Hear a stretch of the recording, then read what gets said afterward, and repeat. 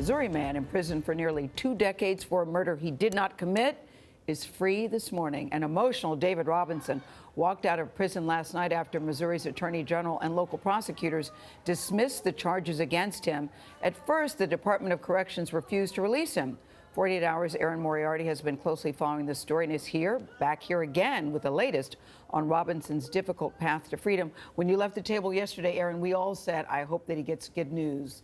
But it almost didn't happen. It almost didn't. 2 weeks ago, the Missouri Supreme Court ordered David Robinson's release, but he was still being held in prison.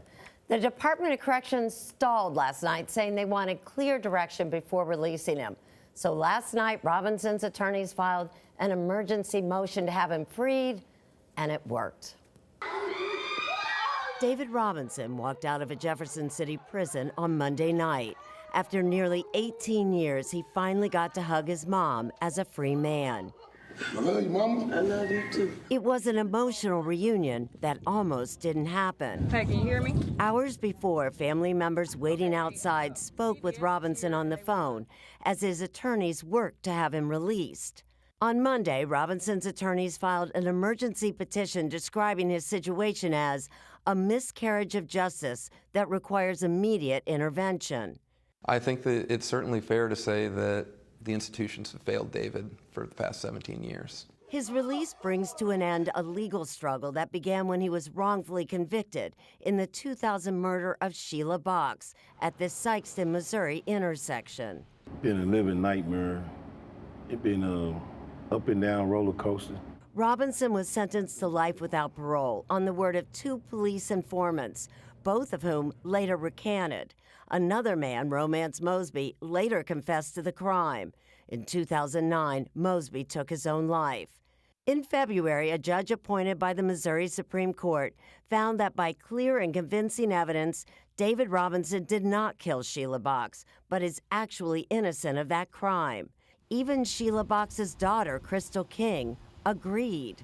I believe in my heart that he's innocent, and I stand by him. Now, finally, after nearly 2 decades, David Robinson is going home. And as Martin Luther King say, free at last. Thank God Almighty, I'm free at last. I'm free. It's hard not to be emotional. Robinson would not have been released had it not been for a hard-working team of attorneys who believed in his innocence and offered their services free of charge. Robinson and his attorneys have not said whether they plan to file a lawsuit. And I really should also give a lot of credit to the Southeast Missourian and its editor, because they did this long investigation before anybody was looking at this case and really kept a spotlight on it. And I see you don't want to give yourself credit, but David Robinson, in an interview with the reporters there, said that he wanted to thank you because you certainly gave also attention to the story, Erin. So really, bravo. It's tough to look at that story and see his tears of joy. It's a good thing. But it worries me because if we don't know about a case, how many other David Robinsons are out there? So I get letters all the time.